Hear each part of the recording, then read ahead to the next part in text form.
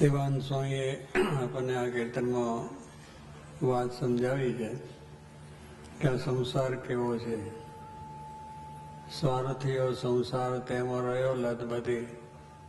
આપણે આ સ્વાર્થીઓ સંસાર છે, જાણીએ છીએ, સમજીએ છીએ, અનુભવીએ છીએ, છતાં એમાંનો બોર ટળતો નથી.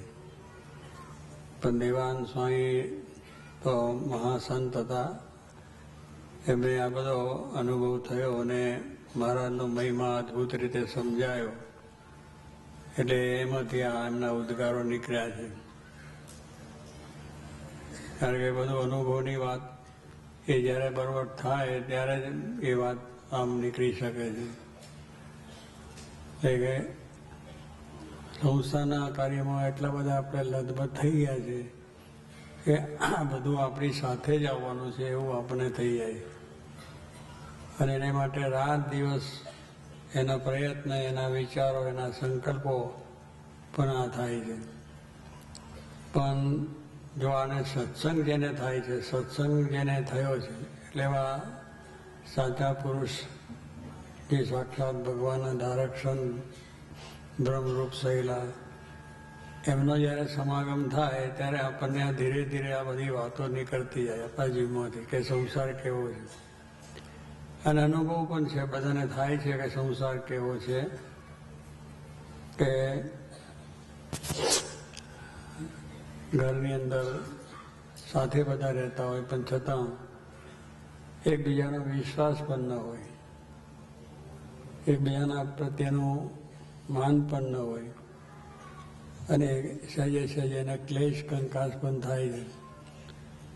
જો એ સંસાર સારો ને સુખમય હોય તો આ બધું બનવું જ ન જોઈએ.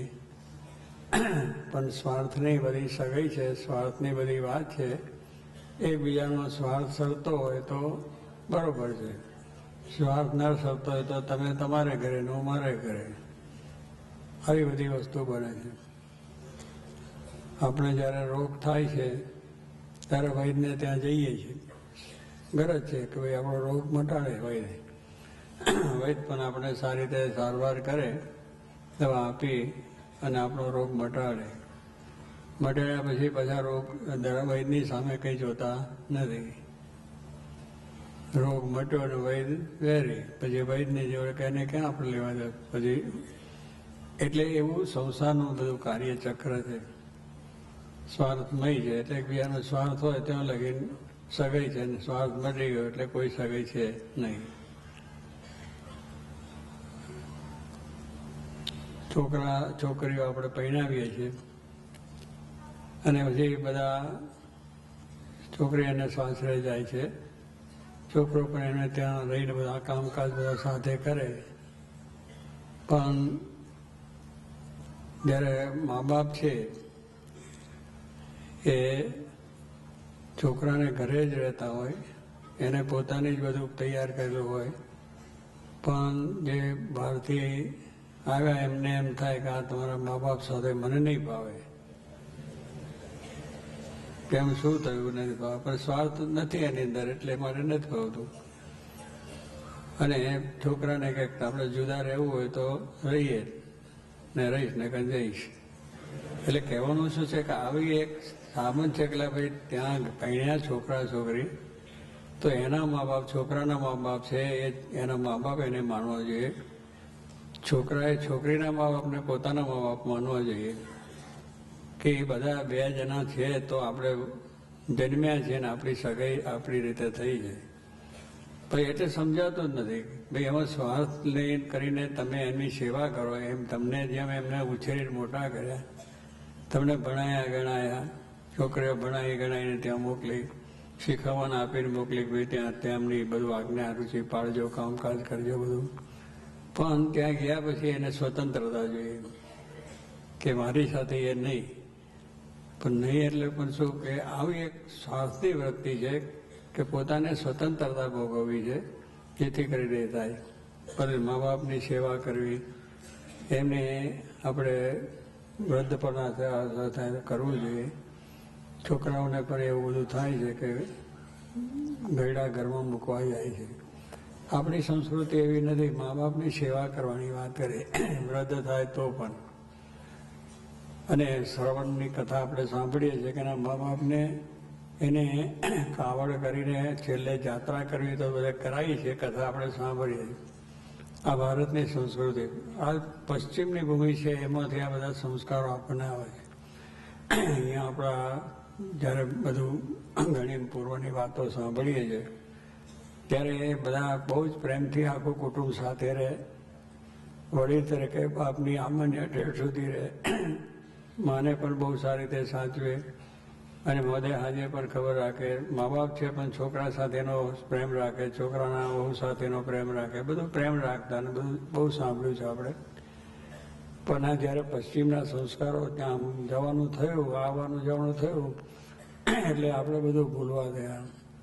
ત્યાં પાછા પ્રદેશમાં રહેવાનું એટલે ત્યાં તો એવું છે, કેટલાક આપણા સત્સંગી, બહુ આપણા સત્સંગી ચુસ્ત સત્સંગી છે, લંડનમાં છે. હવે એમને એમના છોકરાની સાથે રહેવાનું થયું, પોતાના એમના પત્ની તો ગુજરી ગયા હતા, એટલે છોકરાની વહુ જ એના પતિને કહે છે કે આ તારા બાપા છે મારી જોડે જો એ નહીં, પણ શું થયું છે, તને એ છોકરાને ઉછેરી મોટો કર્યો, એની સાથે લગ્ન થયો, હવે એમાંથી શું તમને ખરાબ થયું કે ના જોઈએ?